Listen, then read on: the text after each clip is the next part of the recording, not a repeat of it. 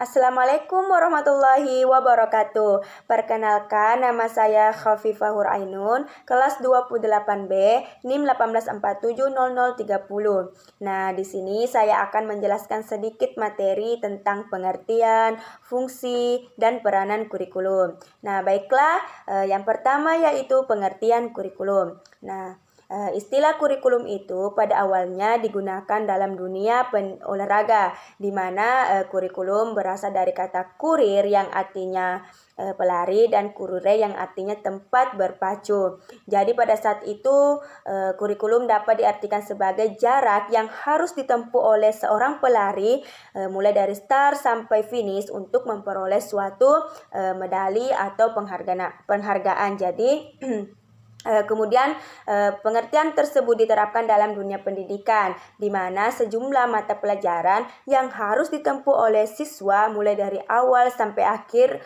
program pelajaran untuk memperoleh suatu ijazah atau penghargaan. Nah, selanjutnya kita akan bahas tentang fungsi kurikulum. Nah, fungsi kurikulum itu ada 6. Yang pertama yaitu fungsi penyesuaian. Nah, fungsi penyesuaian ini artinya di mana kurikulum itu sebagai alat pendidikan yang harus mengarahkan siswa untuk menyesuaikan dirinya dalam lingkungan, baik itu lingkungan fisik maupun lingkungan sosial. Nah, yang kedua yaitu fungsi integrasi. Nah, artinya di sini kurikulum itu sebagai alat pendidikan yang harus menghasilkan individu-individu yang utuh. Artinya setiap individu itu harus memiliki kepribadian yang dibutuhkan oleh masyarakat nantinya. Yang ketiga yaitu fungsi diferensiasi. Artinya kurikulum itu memberikan pelayanan di setiap siswa. Karena setiap siswa itu pasti memiliki perbedaan masing-masing. Kemudian yang keempat yaitu fungsi persiapan. Nah, fungsi persiapan di sini artinya yaitu kurikulum itu mempersiapkan siswa yang akan melanjutkan studinya ke jenjang berikutnya. Kemudian yang kelima yaitu fungsi pemeliharaan, di mana kurikulum itu memberikan kesempatan kepada setiap individu atau siswa untuk memilih program-program belajar sesuai dengan minat dan bakat mereka, karena setiap individu itu pasti memiliki perbedaan masing-masing. Kemudian yang terakhir yaitu fungsi diagnostik, di mana kurikulum itu memberikan arahan-arahan tentang kekuatan dan potensi diri siswa dan kelemahannya.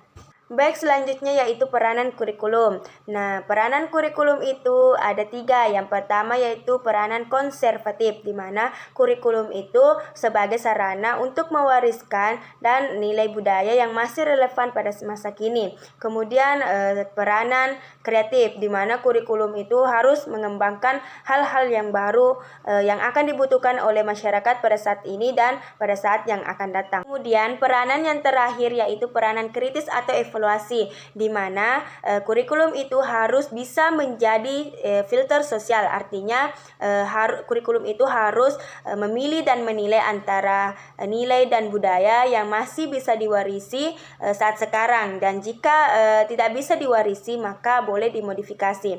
Nah, baiklah, itulah yang sempat saya sampaikan tentang materi pengertian, fungsi, dan peranan kurikulum. Assalamualaikum warahmatullahi wabarakatuh.